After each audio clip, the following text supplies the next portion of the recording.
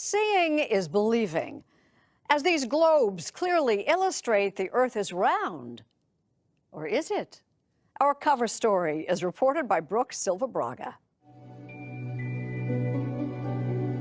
If you picture Earth as a ball spinning through space, the folks gathered at this park in Arcadia, California, are eager to argue, you're wrong.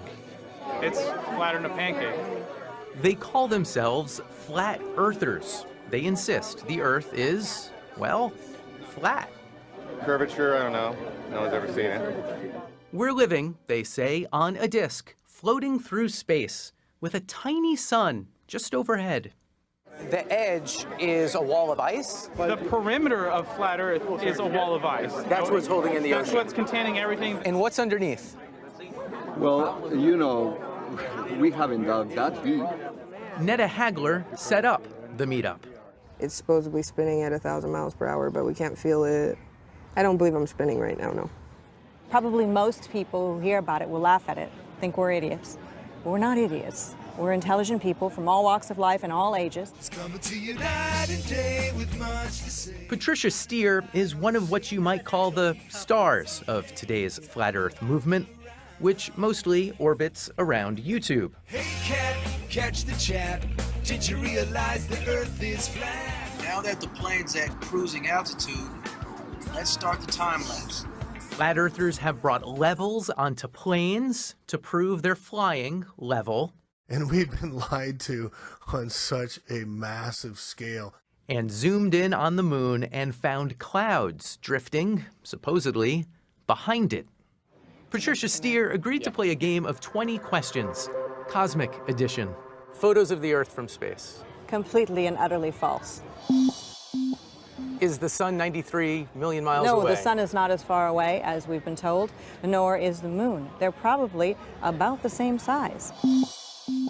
How about those photos of the astronauts who look like they're floating around on the space station? Completely fake. Harnesses, wires. Did we really go to the moon? No, we didn't go to the moon, and we don't have a rover on Mars, and we didn't do a flyby of Pluto, and we've never been to space. Period. End of. In short, Flat Earthers don't believe much of anything unless they see it for themselves. They say NASA is just a part of a massive conspiracy. It's a giant game of chess. We, all of us in humanity, are the pawns. Part of the whole flat Earth thing is keeping us locked down, not knowledgeable about who we really are as people and what we're capable of. You think something new is happening? I do think something new is happening. People have really become obsessed with the idea that if it's not part of their direct experience, it can't be true. Tom Nichols takes a dim view of Flat Earth. A national security expert, he teaches at the Harvard Extension School. You remain champion. He also won Jeopardy! 5 times. People have lost faith in experts. We've developed a kind of reverse snobbery that says if you have a great deal of education, if you're at a well-known institution, by definition, you must be a liar. Nichols poured his expertise into a book about the death of expertise. Oftentimes, younger people will say, well, the internet is just a big library. That's wrong. The internet is a big dumpster. There's no guarantee that anything you find on it is true. It's more democratic, isn't that good? No, when it comes to knowledge, more democratic is not good. Absolutely not. We don't decide how fast things accelerate in a vacuum by voting on it. So, in this Show It To Me world, we traveled to the Southern California desert to meet for ourselves the one man who is boldly going where no flat earther has gone before. I am their best hope. I am the best hope to prove to flat Earth. Meet Michael Hughes, Mad Mike to his fans, limo driver, self-styled daredevil, and most recently, do-it-yourself flat Earth explorer. The flat Earth thing is like everything else to me. I just want people to question everything. Question what your congressman is doing, your city council. Question what really happened during the Civil War, what happened during 9/11. And that rocket, sitting outside his house, Mad Mike built it himself. How does one go about finding out how to build a rocket? More trial and error. That's a bunch of it, And after you... You don't get a lot of second chances, though. No, you don't. The rocket business. Yeah, especially when you're about 1,800 feet up. Let's go! Let's go! These things are not easy to do. This past March, Mad Mike actually climbed into his steam-powered rocket and set off to see what he could see.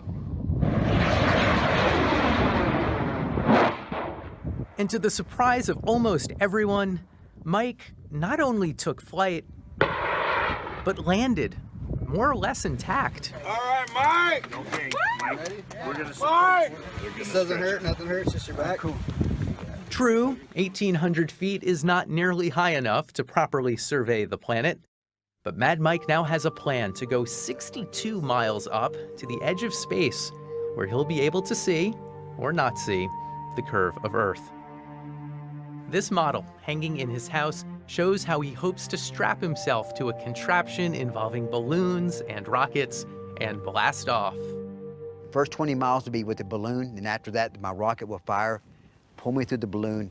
And then actually, once the rocket quits firing, I will actually fly like Superman for like another 30 seconds with no power, just up into the atmosphere.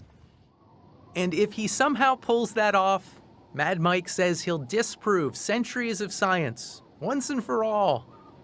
Or not. I expect to see a flat disc up there.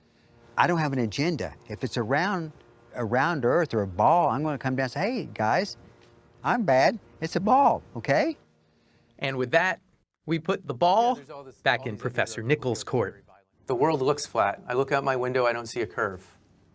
Right, the world looks flat, and who are you to tell me that my perception is no better than anyone else's? And I think that's a really dangerous thing because, the Earth is round, and you'll learn that the hard way if you try and fly an airplane.